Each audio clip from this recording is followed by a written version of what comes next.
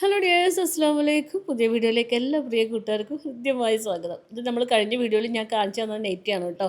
എന്താണെന്നറിയില്ല, video edit ചെയ്യാൻ ഭയങ്കര മടിയായ കാരണം കൊണ്ട് ഈ വീഡിയോ വല്ലാണ്ട് വൈകി. നമുക്ക് ശരിയാക്കണം. അപ്പോൾ നമുക്ക് ഇന്ന് രാവിലത്തെ കുറച്ച് വിശേഷങ്ങൾക്ക് പോവാം കേട്ടോ. ഇവിടെ ഞാനും സായകുട്ടി മാത്രമേ ഉള്ളൂ കേട്ടോ. എൻ്റെ മോള് കൊച്ചിക്ക് എക്സാം എഴുതാൻ വേണ്ടി പോയി കാണുന്ന ആൾ ഇന്ന് വരും.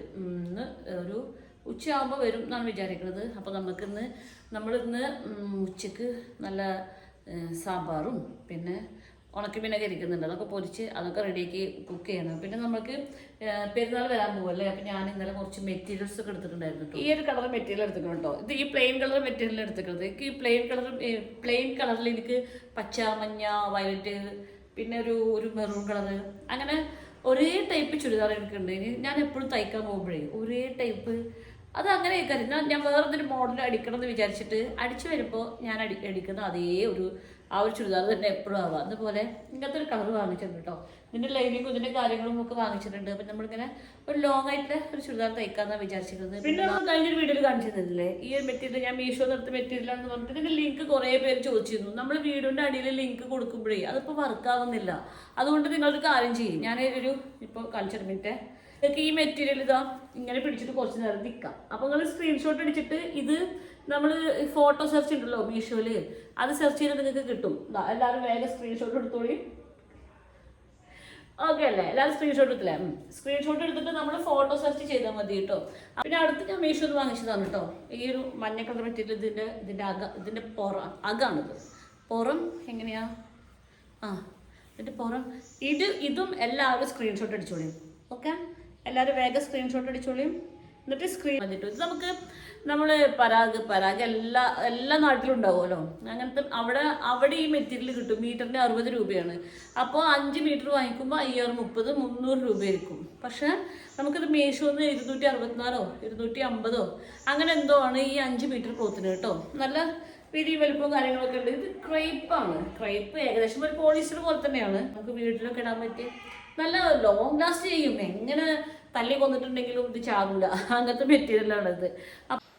മഴ വീണ്ടും നന്നായിട്ട് പെയ്യാൻ തുടങ്ങിയിട്ടോ. സായക്കുട്ടി ഇപ്പോൾ ഉറങ്ങി നീറ്റിട്ടുണ്ടായിരുന്നുള്ളൂ. അപ്പോൾ അവന് നീറ്റ് താത്തക്ക് നോക്കിയപ്പോൾ കുട്ടികളൊക്കെ നല്ല മഴവെള്ളത്തിൽ ഭയങ്കര കളിക്കല്ല. അപ്പോൾ സായക്കുട്ടി പറഞ്ഞു, ഞാൻ ചായ കുടിച്ച ശേഷം ഞാൻ മഴയിൽ കളിക്കാൻ പോയിക്കൊണ്ട് എന്ന് പറഞ്ഞിട്ടുണ്ട്.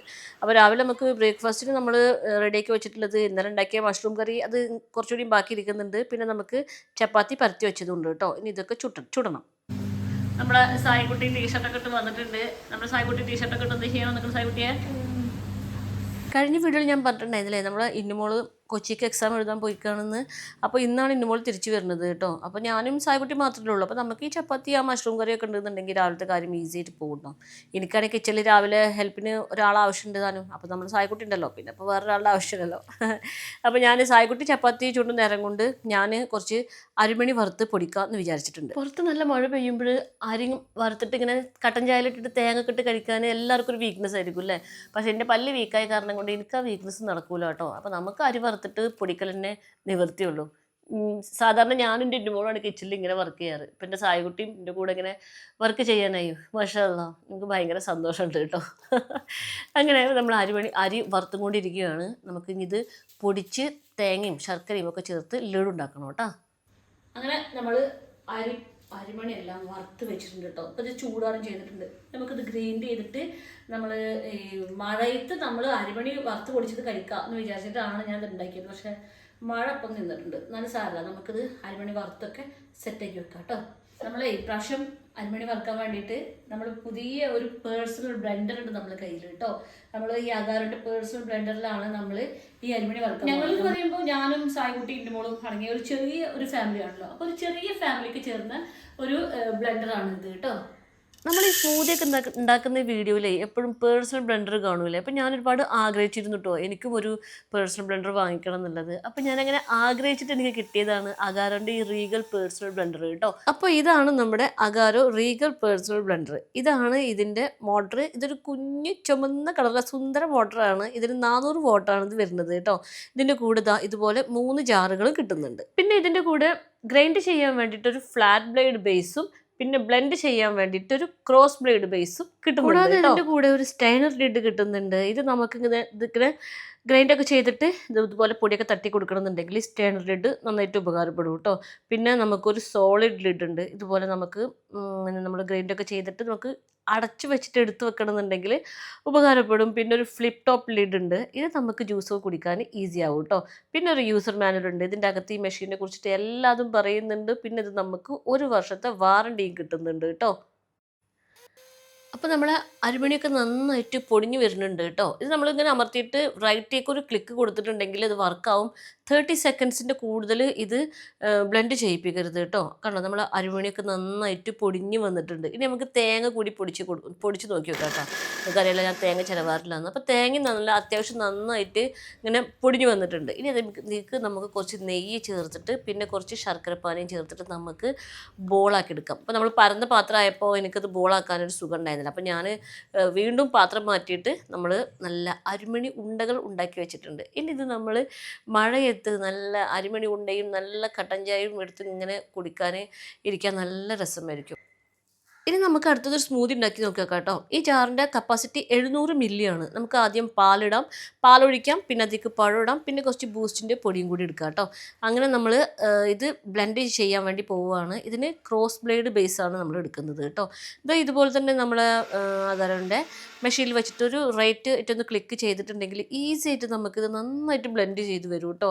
പിന്നെ നമുക്ക് നമ്മളെ ഫ്ലിപ്പ് ടോപ്പ് ലിഡും കൂടി എടുത്തിട്ട് ഇങ്ങനെ ജ്യൂസ് നമുക്ക് ഈസി ആയിട്ട് കുടിക്കാം. നമ്മൾ സായക്കുട്ടി മഴ നനഞ്ഞിട്ട് കുതിർന്ന് വന്നിട്ടുണ്ട്. അപ്പം നമ്മൾ എനിക്ക് കുറച്ച് സ്മൂത്തിയൊക്കെ ഉണ്ടാക്കി കൊടുത്തതാണ് കേട്ടോ. മൂപ്പർക്ക് നന്നായിട്ട് ഇഷ്ടപ്പെട്ടിട്ടുണ്ട്.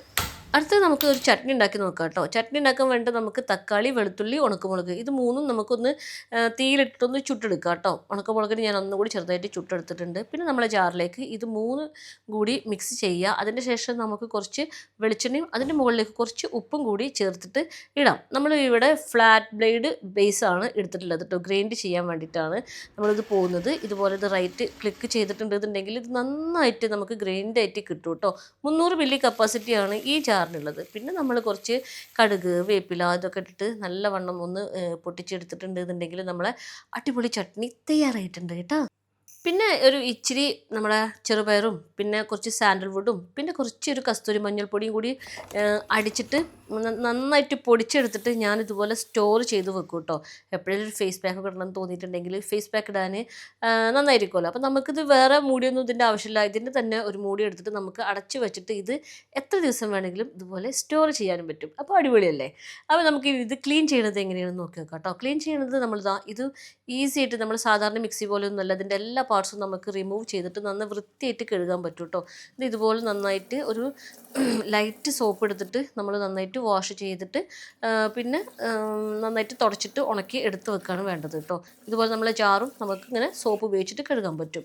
ഇതുപോലെ ഒരു ടിഷ്യൂ പേപ്പറിന് കുറച്ച് വില കൂടുതലാണ്. നമുക്ക് തുണി മതി കേട്ടോ. ഞാൻ വീഡിയോൻ്റെ ഒരു പൊലിമക്ക് വേണ്ടിയിട്ട് ടിഷ്യൂ പേപ്പർ എടുത്തുന്നുള്ളൂ. ഞാൻ തുണി ഉപയോഗിച്ചിട്ടാണ് തുടക്കാറ്. അപ്പോൾ നമ്മൾ അങ്ങനെ ഇതുപോലെ തുടച്ച് വെള്ളമൊന്നുമില്ലാതെ നന്നായിട്ട് ഉണക്കി എടുത്ത് ഇതുപോലെ ഫിക്സ് ചെയ്തിട്ട് നമുക്കിത് തിരിച്ച് എടുത്തു വെക്കാനും പറ്റും. വെറും 1999 രൂപയ്ക്ക് ഇത്രയും അടിപൊളി ഒരു പേഴ്സണൽ ബ്ലെൻഡർ വേറെ കിട്ടുമോ എന്നുള്ളത് എനിക്കറിയില്ല. അകാറിൻ്റെ ബ്രാൻഡായ കാരണം കൊണ്ട് നമുക്ക് നല്ല വിശ്വസിച്ച് ഉപയോഗിക്കാനും പറ്റും.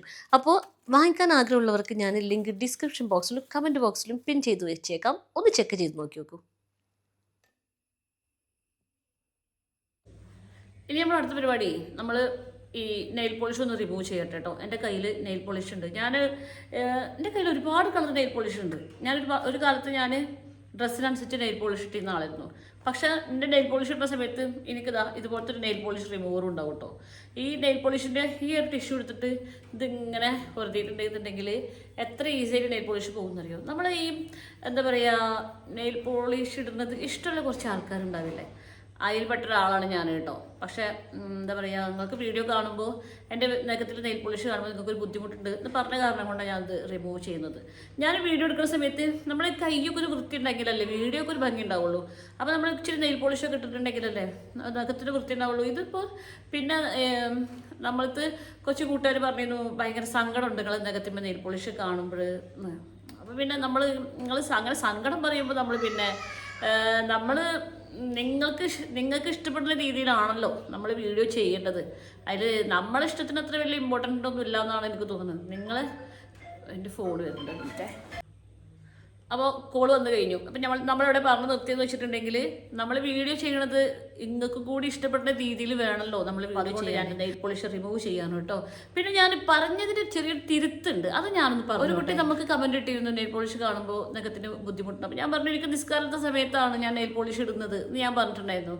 അപ്പോൾ അതിൻ്റെ അടിയിൽ കമന്റ് വന്നിട്ടുണ്ടായിരുന്നു മറ്റേ അപ്പോൾ ആ സമയത്ത് ഞങ്ങൾ മരിക്കുന്നുണ്ടെങ്കിൽ എന്താ കാട്ടുകയെന്ന്.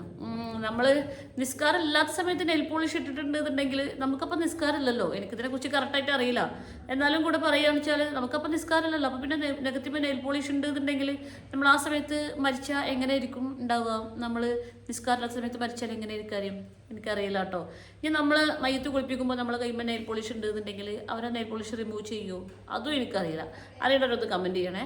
നമുക്ക് നെയിൽ പോളിഷ് ഇത്ര ഈസി ആയിട്ട് ഇതിപ്പോൾ റിമൂവ് ആയി, ഇതിപ്പോൾ ഇനി റിമൂവ് ആവാൻ പോകുന്നു. ഇത്ര ഈസി ആയിട്ട് റിമൂവ് ചെയ്യാൻ പറ്റുന്ന ഒരു സാധനമാണ്. അപ്പം നമ്മൾ നെയിൽ പോളിഷ് ഇട്ടിരിക്കെ നമ്മൾ മരിച്ചു പോയിട്ടുണ്ടെന്നുണ്ടെങ്കിൽ അപ്പോൾ അവർ നെയിൽ പോളിഷ് റിമൂവ് ചെയ്തിട്ടല്ലേ നമ്മൾ മയ്യത്ത് നിസ്കരിക്കുക, മയ്യത്ത് കുളിപ്പിക്കുക അല്ലേ? അങ്ങനെ ആയിരിക്കൂലേ? എനിക്കറിയില്ല കേട്ടോ. ഞാൻ ചിലപ്പോൾ ഈ നിസ്കാരം ഇല്ലാത്ത സമയത്ത് ഞാൻ നെയിൽ പോളിഷ് ഇടാറുണ്ട്. അപ്പോൾ എൻ്റെ കഴിയുമ്പോൾ 6-7 ദിവസം നെയിൽ പോളിഷ്. നമ്മൾ ചില സമയത്ത് നമ്മൾ എന്താ പറയുക, ഞാൻ വീഡിയോ എടുക്കുമ്പോൾ ഞാൻ നെയിൽ പോളിഷ് ഇടാറുണ്ട്. അത് കഴിഞ്ഞിട്ടുണ്ടെങ്കിൽ ഇതാ എൻ്റെ കയ്യിൽ ഇങ്ങനത്തെ ടിഷ്യൂ എപ്പോഴും ഉണ്ടാവും. അത് നമ്മളുണ്ട് റിമൂവ് ചെയ്യും. ഞാൻ അങ്ങനെയാണ് ചെയ്യാറ് കേട്ടോ. നിങ്ങൾക്ക് ഞാനിതിൻ്റെ ഒരു വിശദീകരണം തന്നേ ഉള്ളൂ. വിഷമമായിട്ടുണ്ടാവില്ല എന്ന് കരുതുന്നു. അങ്ങനെ ഞാൻ അത് റിമൂവ് ചെയ്യട്ടെ കേട്ടോ. എന്നിട്ട് നമുക്ക് അടുത്ത വിശേഷങ്ങൾ കാണാവേ. അതങ്ങനെ നെയിൽ പോളിഷൊക്കെ മാറ്റിക്കണ്. പിന്നെ 2 കൈമേലും നെയിൽ പോളിഷ് ഇല്ല. നമുക്ക് എന്തായാലും ഇതൊക്കെ റിമൂവ് ചെയ്തിട്ടുണ്ട്. ഇനി ഇതിൻ്റെ മുകളിൽ ഞാൻ കുറച്ച് ബ്ലാക്ക് ഹാൻഡ് ഇടട്ടെ. ഈ നെയിൽ പോളിഷ് ആണെങ്കിൽ നമുക്ക് ഇട്ടിട്ട് വേഗം റിമൂവ് ചെയ്താൽ പണി കഴിയും. ബ്ലാക്ക് ഹാൻഡ് ഇട്ടിട്ട് പിന്നെ ഉണങ്ങിയിട്ട് പിന്നെ ഇതാക്കി എനിക്കിതൊക്കെ ആണെങ്കിൽ ഭയങ്കര മടിയായി. ഇപ്പം നല്ലത് ഇങ്ങനെ ഒന്നിടാതെ ഇങ്ങനത്തെ കൈയാക്കി വെക്കണതാണ് എനിക്ക് കുറച്ചുകൂടി ഈസി. അങ്ങനെ അപ്പോൾ നമ്മുടെ നെയിൽ പോളിഷ് റിമൂവ് വെക്കലൊക്കെ കഴിഞ്ഞിരിക്കണ്. ഇനി നമുക്ക് കിച്ചണിലേക്ക് പോവാം. കുറേ പരിപാടികളുണ്ട് ചെയ്യാൻ. അങ്ങനെ അവസാനത്തെ എക്സാമും കഴിഞ്ഞ് അതെന്താണ് ഇതോടുകൂടി പഠിപ്പ് കഴിഞ്ഞില്ലേ? പഠിപ്പ് കഴിഞ്ഞ ക്ലാസ് 2 ക്ലാസ് കൂടി ചിലപ്പോൾ ഉണ്ടാവും. 2 എക്സാം കൂടി ഉണ്ടാവും. ഏത് എക്സാം? 2 എക്സാം ഏതാണ്? Cyber NSPC. അത് നിർബന്ധമുണ്ടോ? അങ്ങനെ നമ്മൾ ഇന്നുകൂടെ പഠിപ്പും എക്സാമൊക്കെ കഴിഞ്ഞ് ഇന്നുകൂടെ തിരിച്ചെത്തിയിട്ടുണ്ട് ഗൈസ്. ഇനി മുതൽ എൻ്റെ ഇന്നുകൂടെ ഭരിക്കും ഇവിടുത്തെ അടുക്കള.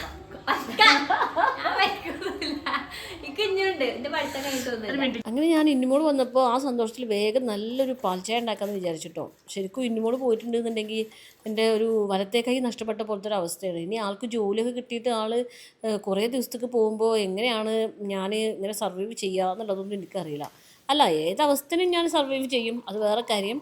പക്ഷെ ആലോചിക്കുമ്പോൾ ഒരു ടെൻഷനാണ്. അങ്ങനെ നമ്മളെ ചായയൊക്കെ റെഡി ആയിട്ടുണ്ട് കേട്ടോ. നമ്മൾ ഇന്നുമോള് വന്നത് പ്രമാണിച്ചിട്ട് നമ്മൾ നല്ല പൊറോട്ടയും കറിയൊക്കെ മസാലന്ന് വാങ്ങിച്ചിട്ടുണ്ട്. അതിൻ്റെ അർത്ഥം എന്ന് വെച്ചിട്ടുണ്ടെങ്കിൽ നമ്മളിവിടെ ചോറ് വെച്ചിട്ടില്ല കേട്ടോ. നമ്മളിന്ന് രാവിലെ ചപ്പാത്തിയും നല്ല മഷ്റൂം കറിയും ഒക്കെയാണ്.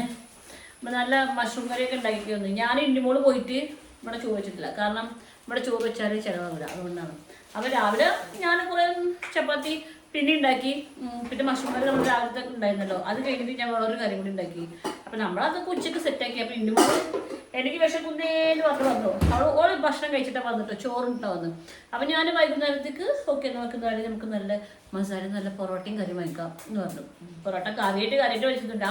പൊറോട്ടൻ്റെ കൂടെ കിടന്ന കാലിക്കറിയാണ് കേട്ടോ. അങ്ങനെയൊക്കെ നമ്മൾ ഇന്നുമോളെ ഞാൻ പറ്റിച്ചുകൊണ്ടിരിക്കുകയാണ്. ഇനി നമുക്ക് രാത്രി നമുക്ക് വലിയ സാമ്പാർ വെക്കണം. 2-3 ദിവസം സാമ്പാർ കൊണ്ട് ജീവിച്ചു പോകണം. പിന്നെ നമ്മുടെ ഫ്രിഡ്ജിൽ നല്ല ഉണക്കസ്രാവ് ഇരിക്കുന്നുണ്ട്, പിന്നെ പയറും ഇരിക്കുന്നുണ്ട്. പയറുപ്പേരി, ഉണക്കസ്രാവ്, സാമ്പാർ. ആഹാ, ജീവിതം ജീവിക്കാനാ. ഞാൻ കത്രി കൊടുത്തു. എന്താ അഭിപ്രായം? എനിക്ക് അഭിപ്രായം ഒരുമാതിരി എന്താണ് ഇത് ദുബായിൽ ബിരിയാണി ഇജ് ദുബായിൽ നിന്നല്ല വന്നത്. തൽക്കാലപ്പേ ഒരു കഷ്ണം പോയിട്ടില്ല. പൊറാട്ടി കാലിക്കറി കഴിച്ചാൽ ബിരിയാണിയുള്ളൂ. ഇനി ഭാവിയിലെ എയർപോർട്ടിൽ ജോലി പാർസൽ മേടിച്ചു കൊണ്ടുവരേണ്ടി വരും. എനിക്ക് ബിരിയാണി വേണ്ട. എനിക്ക് ഫ്രൈഡ് റൈസും ചിക്കൻ ചില്ലി. എനിക്ക് വേണമെങ്കിൽ ബിരിയാണി എന്തെങ്കിലും വാങ്ങിച്ചു കൊടുത്താവേ. ഓക്കെ, അതൊക്കെ പറഞ്ഞു പോലെ നമ്മൾ നല്ല മഴയൊക്കെ കണ്ടിട്ട് കഴിക്കാന്നാണ് വിചാരിക്കുന്നത്. എനിക്ക് വലിയ രസമൊന്നുമില്ല മഴ കണ്ട് കഴിക്കാൻ. ആർക്കല്ലെങ്കിൽ രസം മഴയും ചളിയാണ്. അപ്പൊ അത് കണ്ട് മടുത്തു വന്നാൽ ഈ മഴ കണ്ട് കഴിക്കാൻ എനിക്ക് ഇഷ്ടമല്ല. കൊച്ചി പോയിട്ട് അവിടെ ഫുള്ള് മഴയും ചളിയാണ്. ഞാൻ ഉള്ളിൽ പോയിട്ട് സുഖമായിട്ട് ടേബിളിൽ മഴ ഒന്നും ഇല്ലാതെ കഴിക്കാന്ന് വിചാരിച്ചിരുന്നപ്പോ പുറത്ത് വന്നിരിക്കും. ഈ പ്രകൃതി ഭംഗിയും കണ്ടിട്ട് നമുക്ക് നല്ല പൊറാട്ടയും കാലിക്കറി നല്ല പാൽച്ചയും കുടിക്കാം. എങ്ങനെ സായിക്കുട്ടിയെ ഉഷാറല്ലേ? അതിന് ഉഷാറാണ്. എന്നാൽ എല്ലാവരും പൊറാട്ടയും കാലിക്കറി എടുത്തോളും ആയിക്കോട്ടെ. അങ്ങനെ നമ്മളെല്ലാവരും കൂടി ഭക്ഷണം കഴിക്കാനിരിക്കുകയാണ് കേട്ടോ. അപ്പോൾ ഇന്നത്തെ വിശേഷങ്ങൾ ഇത്രയേ ഉള്ളൂ. പിന്നെ ഞങ്ങൾക്ക് വേറൊരു കാര്യം കൂടി ചോദിച്ചോട്ടെ. നമ്മൾ സ്ക്രിപ്റ്റഡ് വീഡിയോസ് ചെയ്തിരുന്നല്ലോ പണ്ട്.